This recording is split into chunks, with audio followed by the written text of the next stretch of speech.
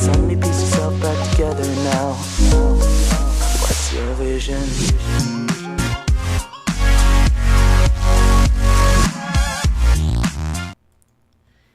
Hey guys, welcome to another episode of the Pop Culture Galaxy Show.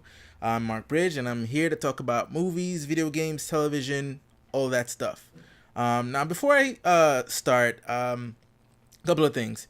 I'm trying something new.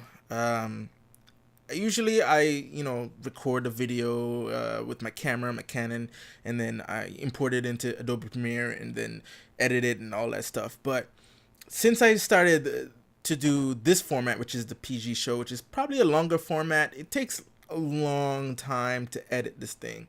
And by the time I'm finished editing, it's like in the late nights, and it's like, does anybody care, whatever. And I don't know. So I figured, let me speed things up. I'm using OBS to record this. Still using my camera. I hooked it up to the OBS, and pretty much I'm going to be doing live editing. I don't know how well it's going to work out for me, but let's see. I'm testing it out. This is the first episode I'm doing it, and let's see how it rolls. Now, I'm going to start with what I've been watching, and I watched two things over the weekend and, up till today.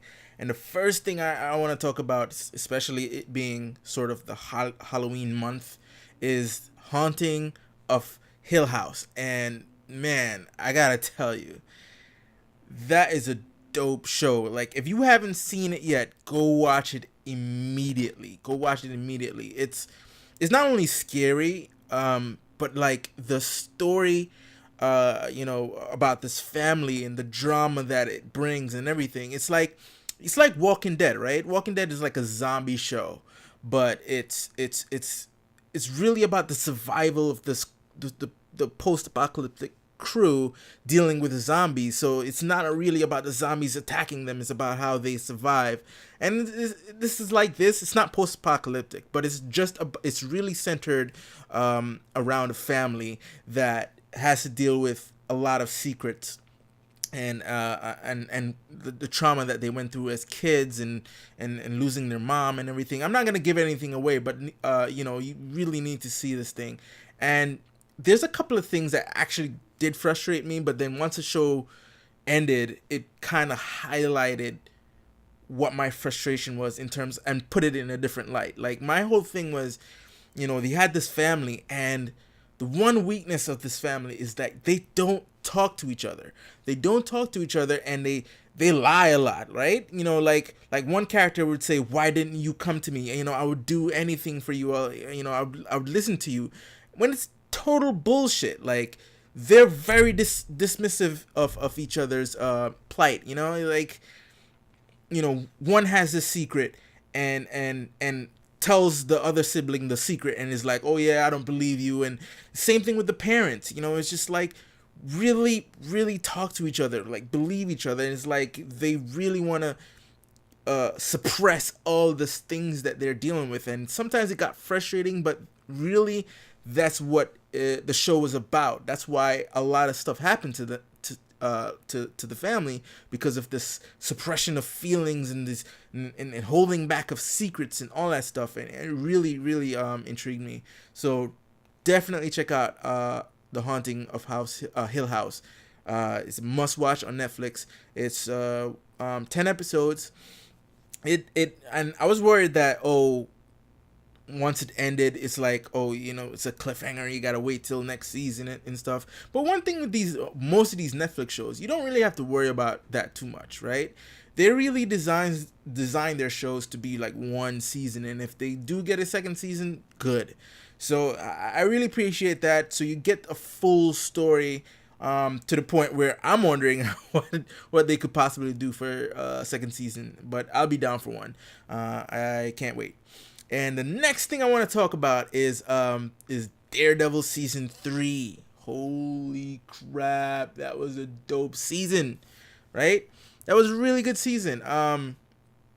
It starts right off where Defenders left off, with Matt Murdock supposedly dying. But it's no spoilers because you can't have a Daredevil season 3 if Matt Murdock is dead. So it opens right up with exactly where the last one left off.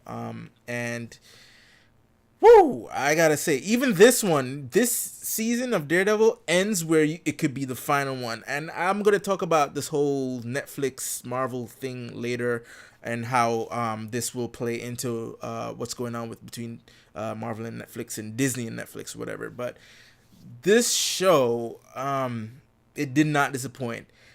I would give season 2 a slight edge over it, only because of Elektra, and Punisher, and a bunch of like really cool ninja stuff in it. This one goes back. This is like a direct follow up to season 1, right? It's like coming full circle, with Kingpin and Matt going head to head with Kingpin, and Kingpin really wants vengeance on Daredevil, and of course Bullseye is in it.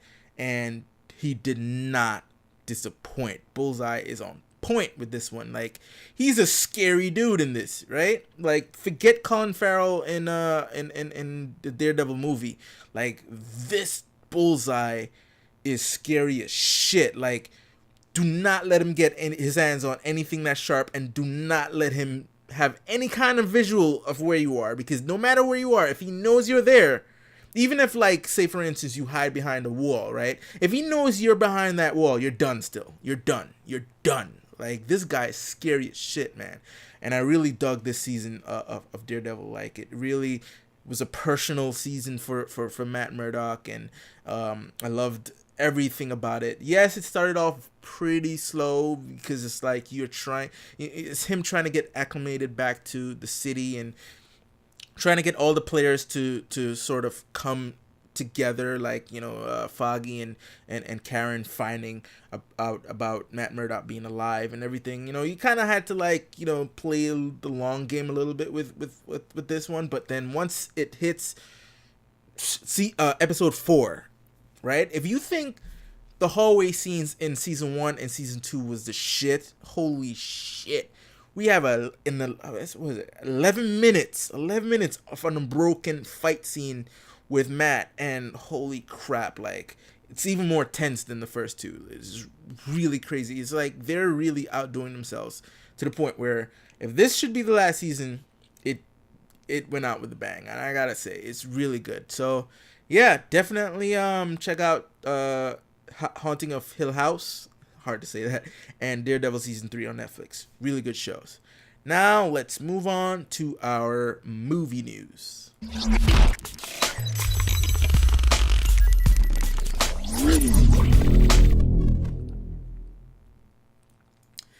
Alright, so Pirates of the Caribbean.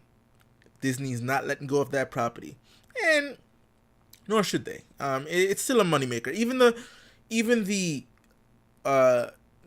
less critical ones, because I loved the first 3, even though people like say Pirates of the Caribbean 1 is the best one and that's it, and all the others are garbage. I disagree. I loved 2 and 3, especially 3. 3 was awesome, and especially that score alone just puts it up over the top for me. So yeah, I would say I'm in the minority here, and I don't care. 3 is definitely the best one to me at World's End. And then the fourth one came out. What was the fourth one called?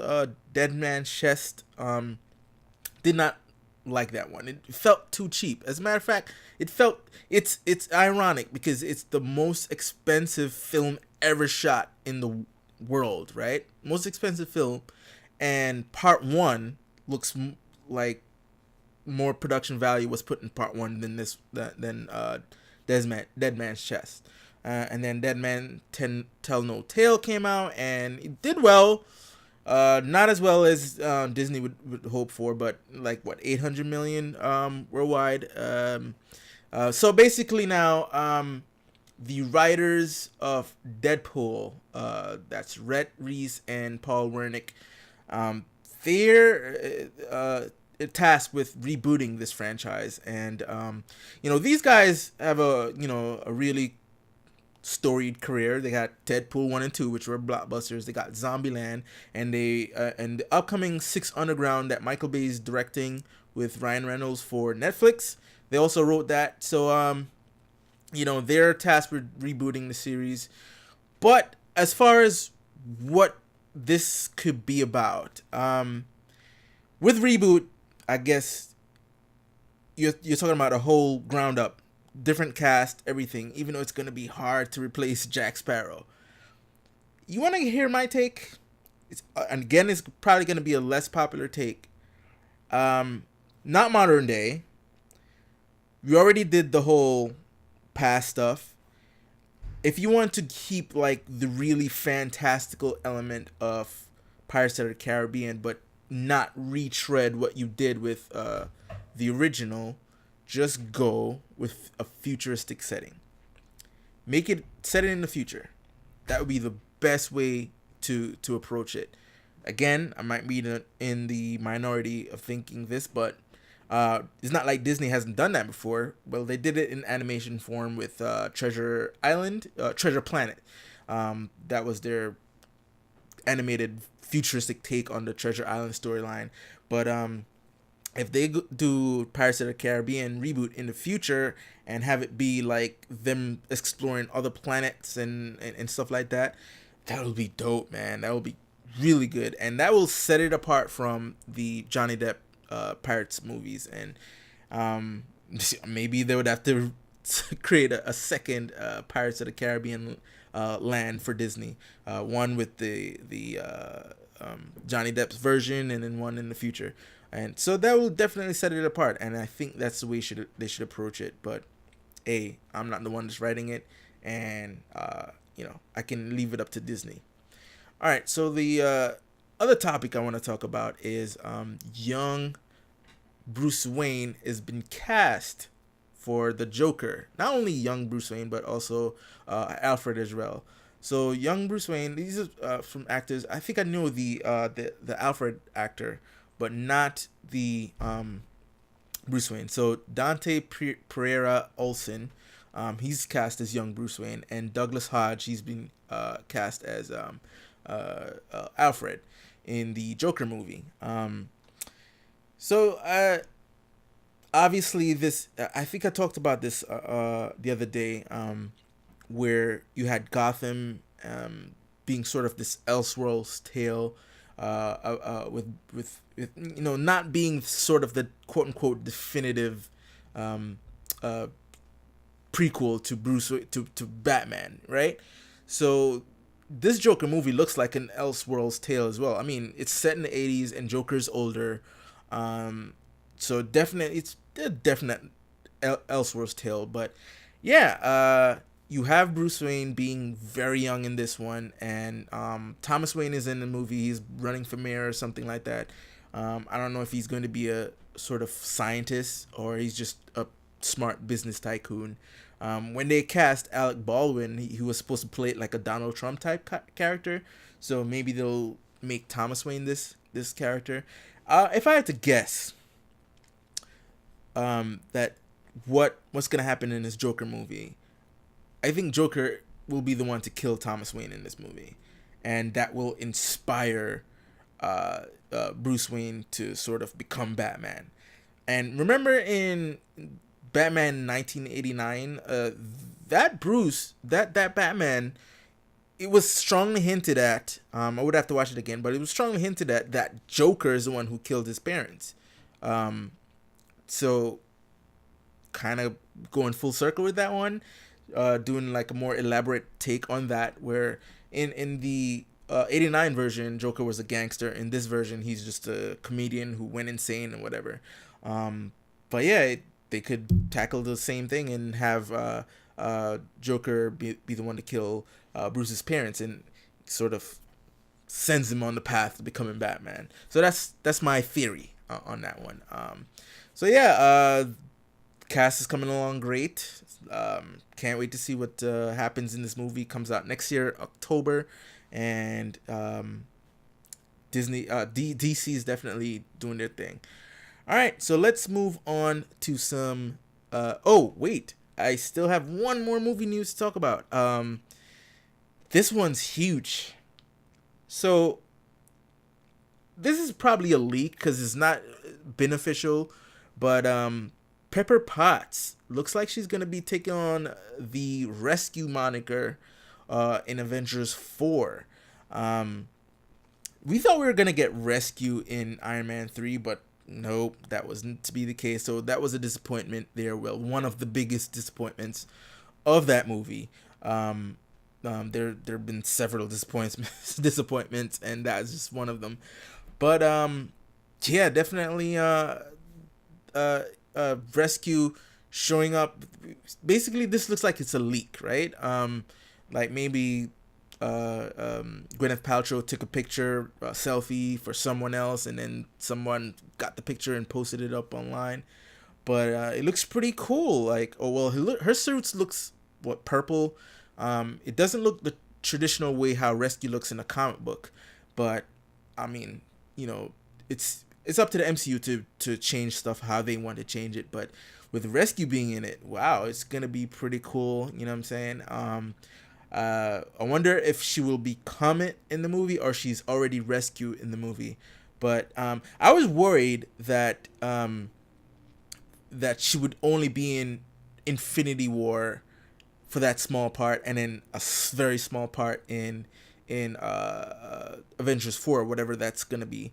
But it looks like it's true to what the Russos were saying, that the characters that got really small roles or no roles at all in Infinity War will have a bigger role in Avengers 4. So count Cap as one of them. He's gonna have a bigger role.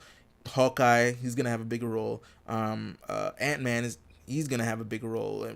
Black Widow. So I guess also you can count Rescue as having a bigger role in this movie. Maybe she has to rescue Tony. That's why she's well, maybe Tony didn't come back from space. Could that be it? He didn't come back from space, and this one is gonna have it's rumored that it's gonna have a time jump, but I think it's pretty clear it's gonna have a huge time jump between Infinity War and this movie. So what if Tony Stark did not come back from space, right? Ooh, and she had to take up the mantle, and then she hears he's in space, and so she goes out in space to go look for him. That would be pretty cool. So yeah, I'm pretty excited to see that Rescue is gonna be in Avengers 4, and I cannot wait. All right, so now we can officially move on to some TV news.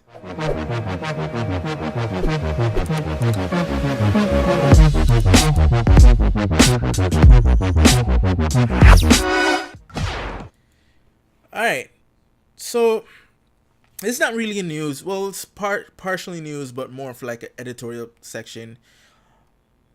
So I want to talk about Netflix versus Disney. Right? So Luke Cage got canceled. Iron Fist got canceled. When Iron Fist got canceled, we didn't worry too much about it. It was we kind of saw it as, oh well, one out of three things could be a possibility here. The first season didn't do too well, and then the second season came on. It was critically accepted, but maybe like there was a huge fallout from the failure of the first season, so nobody saw season 2, so that could be why they cancel it. Another theory that I had was that Disney was gonna take it because they can put more money into it, rather than lump it with the whole Netflix deal, because a lot of fantastical stuff happens in Iron Fist that so far hasn't happened on Netflix. So maybe they just want to take it more on that fantastic route, so they want to put it on their streaming service. And then the third theory is that, well, they'll probably just sort of put him in Luke Cage season 3 and sort of branch off into Heroes for Hire from there. But then Luke Cage got canceled, and then we were like, all right, now they're probably doing the Heroes for Hire. But the thing about it is, you don't want to create a whole bad press. You cancel Iron Fist and Luke Cage. you better say some good news. Okay, we got good news and bad news scenario. You don't leave it on a bad news, because then a lot of people are going to talk about it and saying how Netflix is canceling all these shows. But they haven't talked about Heroes for Hire, and a lot of people are really worried, especially for Daredevil season 4. We know we're getting Punisher season 2 already, because that's been shot already, and they're working on season 3 of Jessica Jones, even though they haven't started shooting it yet, so that could easily get the axe. So what's going on? What's the deal with Netflix versus Disney? The thing with Disney is, I think they became Netflix's direct competitor when they announced the streaming service. Once they announced that streaming service, and it's Disney here, they're going for broke here, right? They're going for broke. So what happened? What why is Netflix worried about Disney? Well, if you look at the lineup that Disney has in store, right? They got the Mandalorian. Let's not jump to their TV shows. Already, they're gonna have a huge lineup with not only the Fox stuff coming in, but their own library with all the movies that they've made throughout time, except maybe for the racist stuff. They'll probably leave that out. leave that out. But all the animated movies, classic animated movies, classic live action movies, the modern movies, a shit ton of movies that they made over the years, over the decades. They'll have that library, and then bringing in Fox's library as well. They have a whole crap ton of library already. They'll probably have more hours of entertainment with just the movies alone than Netflix put together, right? So that alone. Then we go to their television projects now, right? All their new television projects. I'm sure they're gonna have like Disney cartoons and Disney live action stuff that's based on their properties, right? Then Star Wars. You bring in Star Wars into the mix. The Mandalorian's being shot right now, right? And you have all these talented people behind it. You have John Favreau behind it. You have Rick. I could never say his last name, but the guy who did True Detective. He's on there. You have Bryce Dallas Howard is on there, right? Directing episodes, right?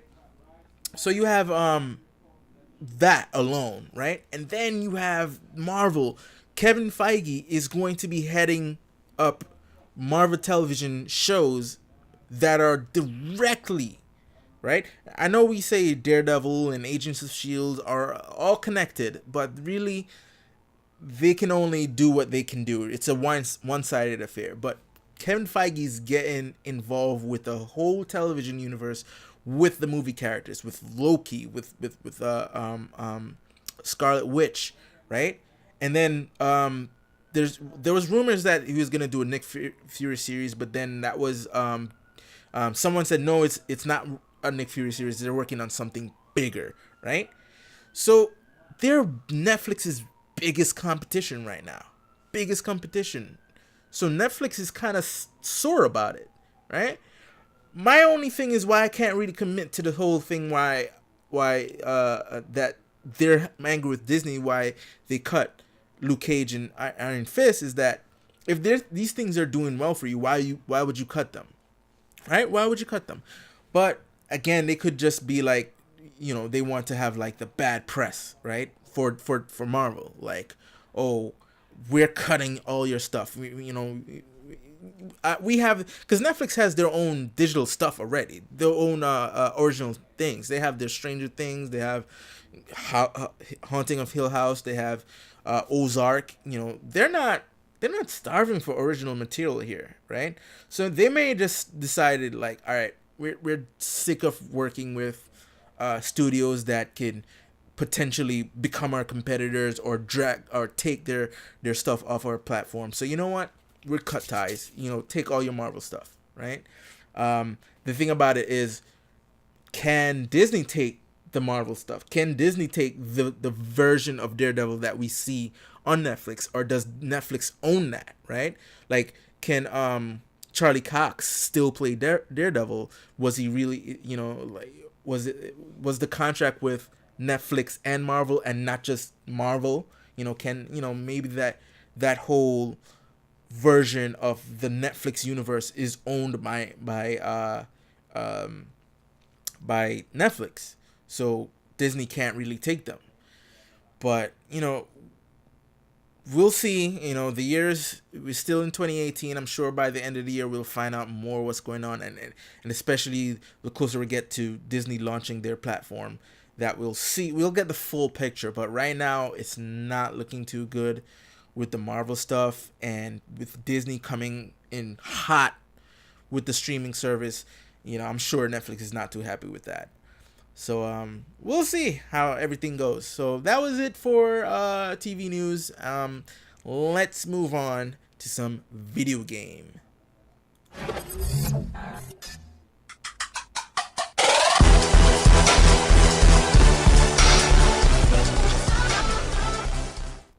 All right, so right off the top, Spider-Man for the PS4 was the best-selling game of September. It was not only shattered records for September, but it was the third best-selling game for the entire year of 2018. I have the game, have not played it yet, can't wait to play it. And it has great reviews. Everybody is loving this game, so yeah, you can see why it did well for September. It really, even Sony is the one that's really fighting that whole fight about, single player campaign games are dead. Like, it's all about multiplayer.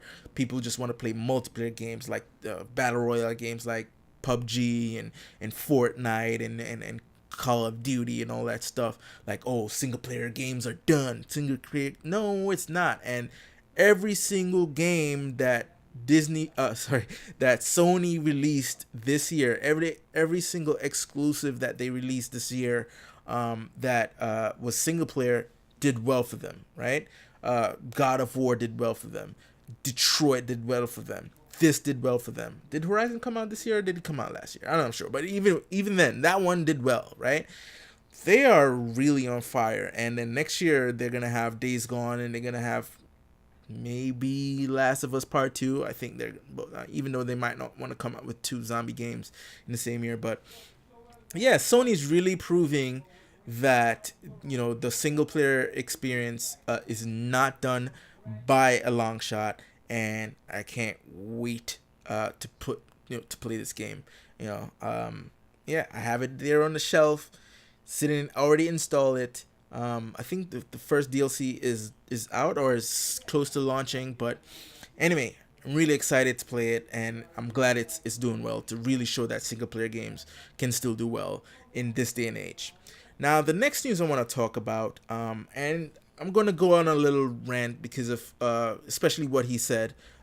So Dan Houser of Rockstar, he did a interview with GQ, and I guess they spoke about GTA 6. Now this month they have Red Dead Redemption 2 coming out, and he's very thankful that it's Red Dead Redemption 2 and not GTA 6 that's coming out. Reason being is that he feels that if GTA 6 came out now, GTA 5 came out in 2013, so really we would have been due for GTA 6, right? If GTA 6 came out now, it would have been sort of out of date fast. And that's because of the society we're living in right now. Like, people are really sensitive right now in terms of what's going on. And I said it myself, it's really killing art, right? Artists is really, it's really hampering art, because there's on both sides, right? So here's what he says. He says, it's really unclear what we would even do with GTA 6, let alone how upset people would get with whatever we did. Both intense liberal progression and intense conservatism are both very militant and very angry. It is scary, but it's also strange, and yet both of them seem occasionally to veer towards the absurd. It's hard to satire for those reasons. Some of the stuff you see is straightforwardly beyond satire. It would be out of date within 2 minutes. Everything is changing so fast. social media is becoming a cesspool for the both left and right? Where everybody wants to bitch about something. No one is happy. No one is happy, especially when it comes to art, right? Art is just art. It's not meant to imitate life, right? It's not meant to be real life. It's meant to imitate life, right? Or imitate or exaggerate life, right? So it's like, if you don't like something, what something is, like you're offended by something, you can be offended. I'm not saying you cannot be, but to take it to the level of this should not exist because it offends me is wrong, right? You put it on a whole platform and everybody jumps on the bandwagon and is like, yes, get rid of this. We don't want this. We're getting very close to book burning, right? Remember the time when books we used to burn books because sex might be in it, or it talks about something that it's like it's not representative to the of standards of the time, so let's burn it all. Like, are we really going to reverse to that? Like, this guy, he's basically saying they don't know what to do with GTA 6 because a lot of the Grand Theft Auto, what makes Grand Theft Auto the way it is, it's really an exaggeration of the time period that not only came out but also what it represents. Like, for instance, if you look at Vice City, it's it takes place in the 80s, so it's really exaggerating all the stuff that was big in the 80s.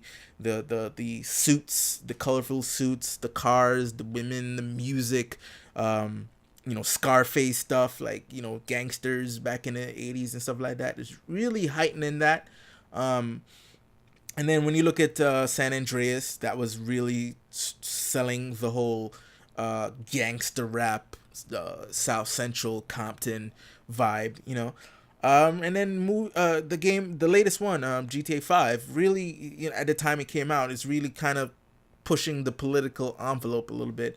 But now everybody's sensitive. Now everyone's sensitive. It's like, you make fun of the right gets mad. You make fun of the left gets mad.